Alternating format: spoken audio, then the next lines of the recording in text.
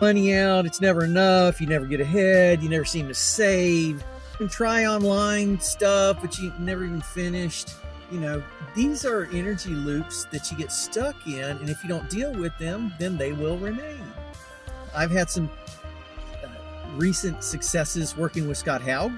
He talks about these recurring themes and how these recurring themes can have triggers, resistance, feeling stuck, challenges, uncomfortable situations. To evolve out of the role that feels the resistance, you're going to have to change the way you think. You're going to have to change it to a role where you need not feel the resistance or frustration. The key is to see the bumps that you keep feeling as something that I am supposed to learn, change, fuse with a different identity, and allow myself to be a completely different person. Exiting your comfort zone is scary and uncomfortable, but that friction that you feel is actually a prompt from the universe.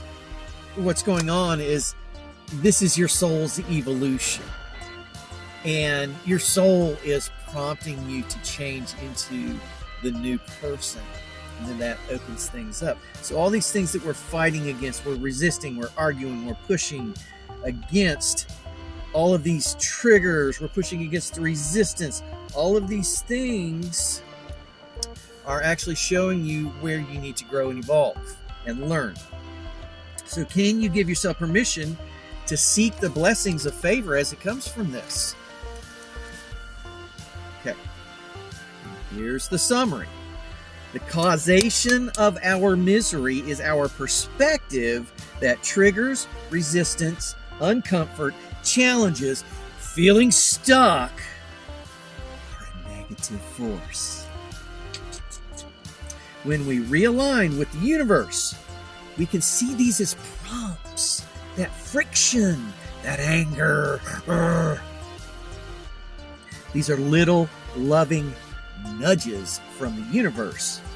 And in accepting this guidance, then what we're doing is we're opening up the stuck bubbles, often permanently, and instead of pushing back against that, we're allowing the evolution in, and we've changed the frequency, and the bubbles burst and no longer exist. What we have to do is release some attachments, such as, once I get my parents' approval, I feel free to move forward. Or, once I'm rich, I'll feel worthy of a higher-end girlfriend. Or, when I have perfect digestion, I will feel like I qualify to teach people about gut health.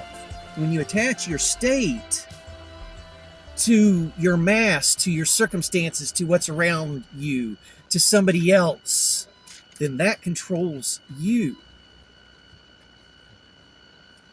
When you attach your state to the higher being, which is infinite source, you can call it the fourth dimension, you can call it imagination. When you attach your state to that higher being and change your thought process from once I please mama to once I reestablish that connection with my higher power and reestablish that relationship. Once that relationship is reciprocal once again,